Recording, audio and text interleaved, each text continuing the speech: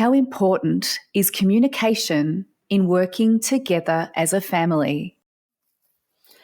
It is so important. Communication is so important with teenagers. We can just put a full stop there, can't we?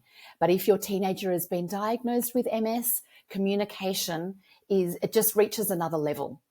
And I tell you why, because you might have already guessed this, but we can't read the minds of our teenagers. We just can't. We try, we think we've got it, and then we're completely wrong.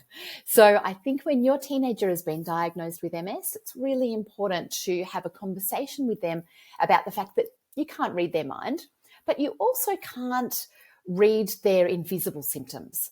And they might have some. MS is always presenting lots of weird and wonderful symptoms. Some of them we can see as parents, some of them we can't.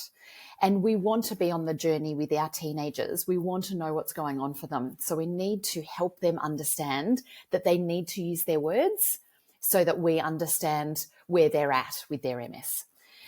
So finding a way to have a conversation about the process of keeping that communication going and strong is really important. One of the ways you can do this is to respond not only with words, but with actions. So if your teenager was to come to you and say, oh, well, I guess I just want to let you know that that's my way of being a teenager. I guess I want to let you know that I've got some pins and needles in my foot.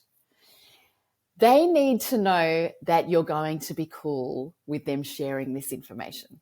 It's just like teenagers sharing information about drugs at school or relationships that they're going through. If they're opening up to you about something that's really personal to them, they need to know that you're going to be cool and you're not going to knee-jerk into a response that might see them in the hospital or that might see you calling their professionals when they haven't actually given you permission to do that yet. So I really encourage parents to just be curious, always be curious and be calm, and know that a conversation can go for a couple of days, sometimes with our teenagers, before there is an outcome reached or an action that they're willing to take with you. And that's okay. You can always call people that can help, MS nurses, your GP, a health professional. You can call them to ask them if you're really worried that your teenager isn't acting quick enough. But when you're talking to your teenager, I would suggest that you're always very calm and curious. Ask them about their experience and enable them to lead the action, and we all hope that they will lead us in the right way, but get them to make decisions around their health, because it's very important that they feel empowered at this point.